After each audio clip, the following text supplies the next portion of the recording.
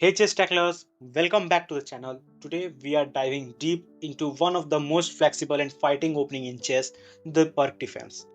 If you enjoy dynamic positions, sharp counterplay, and creative middle game plans, this one's tailor made for you. We will start with the classical move order e4 d6 and then break down everything white can throw our way.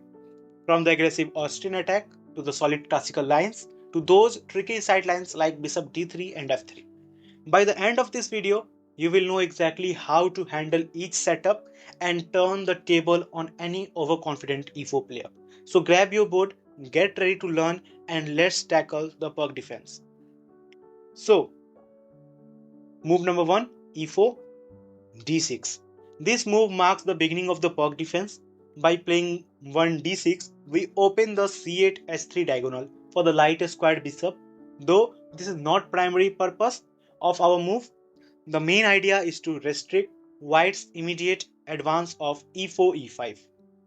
Maintaining flexibility in the center, black typically continues development on the king side, preparing to fianchetto the dark squared bishop with g6 and bishop g7. The knight is usually developed to f6, after which black is ready to castle king side efficiently. So, d4.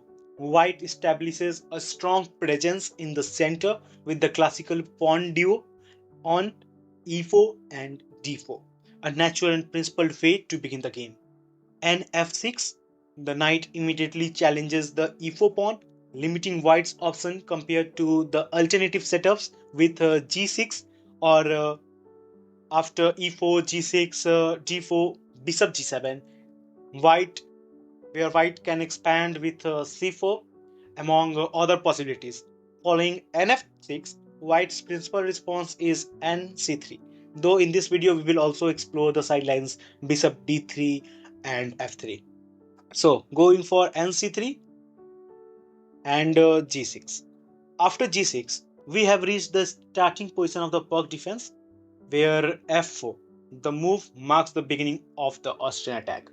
Yeah, one of the sharpest and most ambitious system against the Pirc defense. White builds a broad pawn center and often aims for a direct kingside attack. The advance of the f pawn supports the critical push e4 e5. A well-supported pawn on e5 can severely restrict the scope of black's powerful g7 bishop, making the prevention or counteraction of the plan a key element of the black strategy. The Austrian attack has also long been regarded as the main line of the Pirc defense and remains popular at all level of play. Its enduring appeal is easy to understand. White's play is aggressive, principled, and straightforward. However, this direct approach also provides black with some practical benefits.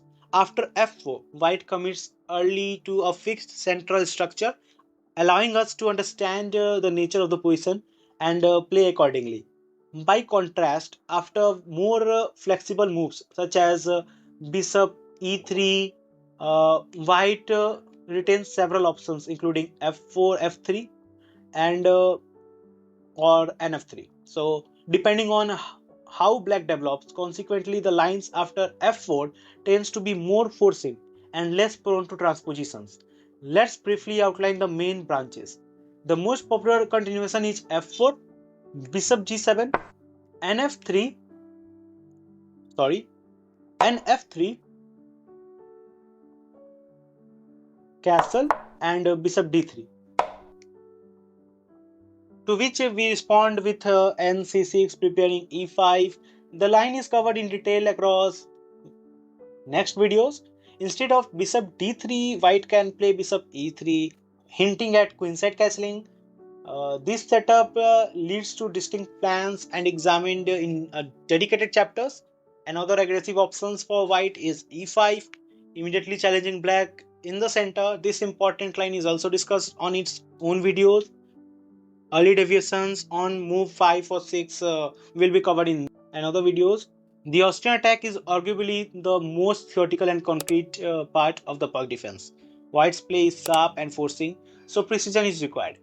In slower systems such as the classical variations, example nf3, bishop g7, then bishop e2, or the fianchetto variation like g3.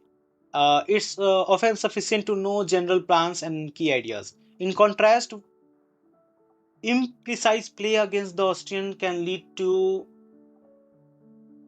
a disaster. The good news is that with proper preparation and understanding, Black can meet this ambitious system confidently. So, we will focus on the most important lines, those that you are most likely to encounter in practice and that require accurate, concrete responses. So, go for the lines. Bishop g7. White's main move by far is nf3, developing the knight to the most natural square before committing to further plans. This move fits perfectly with White's central setup and leads to the critical main line of the Austrian attack. White can deviate on move 5 with alternatives such as bishop d3 or a3. Though these options are of limited theoretical importance in the context, so we will make detailed lectures on these variations in another video. The main move here is e5. Early advances with e4 e5 are a recurring theme in the Pirc defense. From an objective perspective, Black has no reason to fear this premature attempt to seize the initiative. At this stage, White's development is minimal, and the king remains in the center, condition that make such attack potentially risky. Nonetheless, the position demands accuracy from Black with precise play. The early push e5 can be met effectively, often leaving white overextended and vulnerable to counterplay. So go for this and fd7. We consider this move to be the best precise play and practical choice. It's important to note that d takes e5, the lines offer whites an interesting alternatives. Following the queen exchange, white obtains an easier position to play and can even claim a slight edge. Going with the move and f3, this move is entirely natural and is, in fact, the overwhelming dominant choice is in this position. So here c5, we are striking white's center immediately. In this position, every tempo is vital, so there is no reason to delay the principal counterattack. If black were to play castle, the game would transport to the another line with the same system. Going back, here e takes d6. This move has been white's most frequent choice in this position. So, castle, we consider this the best continuation as it brings the king to safety efficiently. Practical result supports this assessment. Black scores over 50% from this position. Let's go for this move. D takes e7. Then queen takes e7, queen e2, queen g8, and now we are threatening rook e8 to simply win this queen.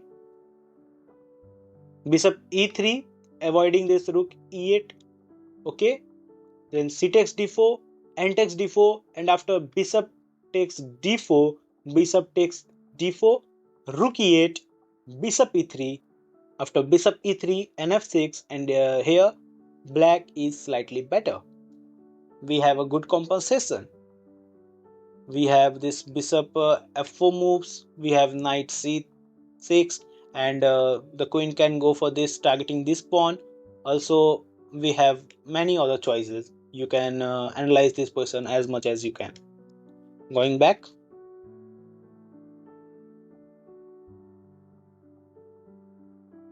so the main move here is bishop e3.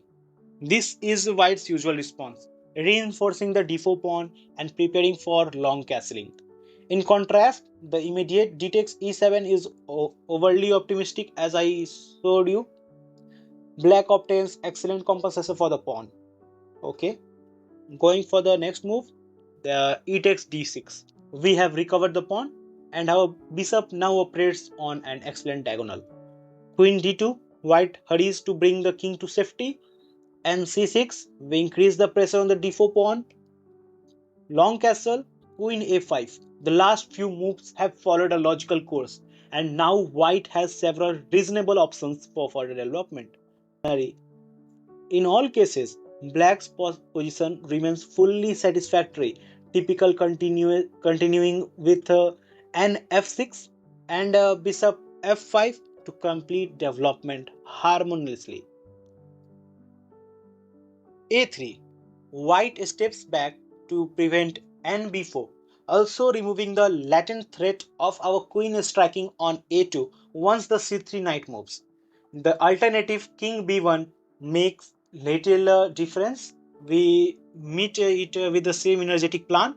Our setup with n f6, bishop f5 keeps the initiative in our hand, maintaining pressure and challenging white to prove compensation. So nf6, we open the path for our light squared bishop while activating the knight on f6, which now eyes the key central squares. In addition, the knight may jump to g4 in certain lines. You will see it, and h5 also. Going for this, creating okay creating immediate tactical pressure and keeping white on defensive side. So h3, to avoid this g4, white secures control over the g4 square, preventing any immediate knight incursion.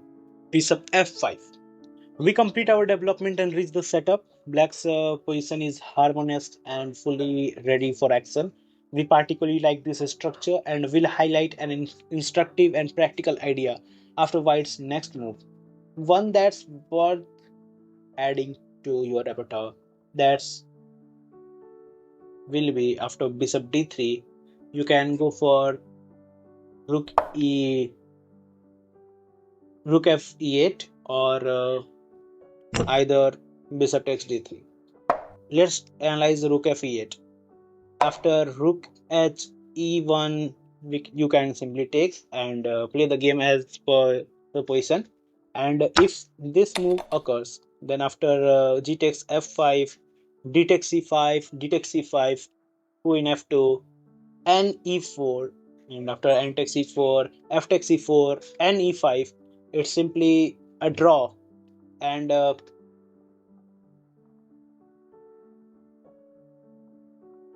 if you directly want to go for this, the bishop takes d3, then after queen takes d3, rook f e8, d takes c5, d takes c5, sorry, rook h e1, rook a d8 is almost equal, because after queen c4, rook takes d1, n takes d1. If rook takes d1, then rook takes c3 is winning. So n takes d1, and you can play queen side and may claim some attacks because your bishop is aiming towards this. Simply draw position. You have to know. Going back here, if d5, then we have knight e7. Okay. If rh e1, then nh5, and here you must see g4 as a continuation, because after c takes d4, n takes d4, and here it's slightly better. Black is slightly better for this position. Going back, let's go for d takes c5. Then bishop takes c3, queen takes c3, queen takes c3, and after b takes c5, d takes c5, you can claim some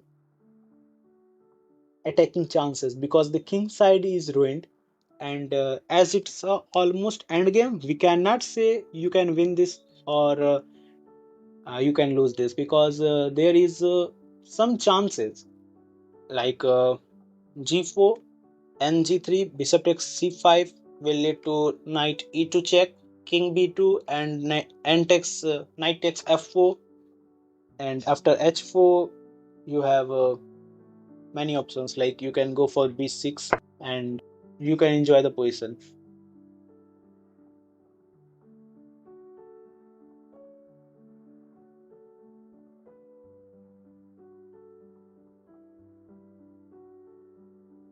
Okay, going back to this position, after nf3, c5. Let's go for this d takes c5. Let's consider what happens if white captures our c pawn. By doing so, white effectively abandons any hope of maintaining a strong central presence. The exchange relieves us of immediate pressure in the center, and in return, black gains clear target and active display.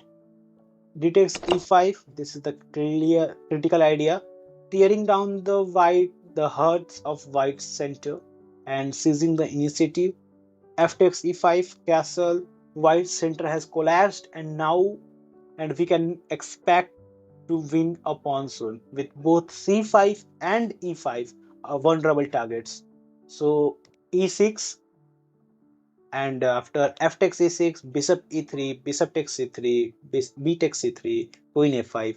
You can simply claim one of these pawns. Going back, let's go for bishop f4.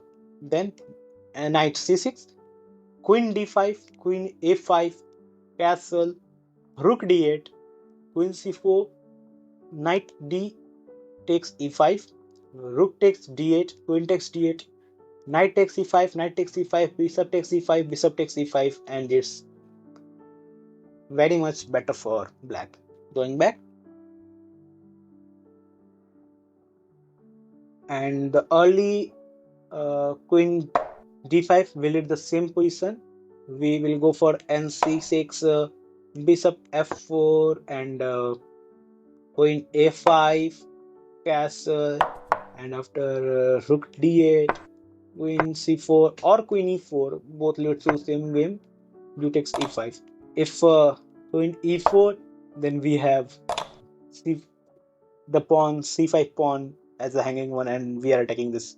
So going back, we have examined knight c3 ideas, but let's go for this bishop d3. Later we will go for f3 moves. So bishop d3. Yeah, with bishop d3, whites defends the e4 pawn using the light squared bishop. A key difference compared to knight c3 is that white gives the possibility of playing c3, reinforcing the d4 pawn. The related idea, knight d2. It's also playable because the idea of c3 is also possible, but you restrict your bishop here. So bishop d3 is more effective, and here against bishop d3, we recommending deviating from our usual plan of g6. Yes, because after knight f3, bishop g7, castle, castle, and white can play c3, you can see the white reaches a very solid setup that limits our counterplay. This bishop d3 and c3 system is known headache for modern defense player, calm but extremely effective. So the key difference here is knight d2 isn't on the d2 square, as the knight was on d2 in the modern defense. We can play with c5, but here this is not possible. So going back, so we are deviating from our usual response, and now instead our preferred response is the immediate and more challenging, that's e5. Yeah, you can either you can play c5, the closed one, and you can play c3, knight f3 also possible. So let's look for d takes e5. Yeah, white simplifies the center. The line is harmless, but it's worth a brief look due to a small tactical nuance. Yeah, d takes e5, knight f3, bishop c5. Here comes a neat tactical trick that every Pirc player should know. There is no need to defend the e5 pawn. Since n takes e5, bishop takes f2, king takes f2, and queen d4 check turns the table instantly. Black takes over the initiative and leaves white in trouble. This tactic not only solves our central issue, but also let us develop the bishop to an active post effortlessly. With white's bishop stuck on d3, it's now white who has to find accurate moves to stay in the game. Okay, so going back, d5. which will lead to the king's structure with possible variations with f4, and you can go for move c6. Yeah, after if takes, then you can enjoy with the knight takes c6. Okay, if c4, then we have typical Pirc ideas with g6 or going for knight a6. Going back, which I have mentioned in the previous video, where the game between Anatoly Karpov and Janis Tiemann, where black developed to knight a6. It's usual. So let's go for the move f3. Yes, white defends the e4 pawn with f3, a flexible and ambitious move. The idea is to support the center and still keep the option of playing c4 before nc3. Yeah, possibly transposing into the king's Indian semis variation. Okay, a sharp fighting setup. We are going for g6, allowing white to enter the king's Indian semis variation with c4. No problem for us. We are ready for that fight. But that's not white's only path. They can also play knight c3 directly, transposing into the main Pirc setup with e4, d6, g4, and f6 and c3, g4 and f3. Okay, the more flexible alternatives though is bishop e3. That's the move we need to treat with precision. It carries its own set of ideas and tricks. If you would like a full video breakdown of this variation with all the possible lines, let me know in the comment. I will be happy to make it for you.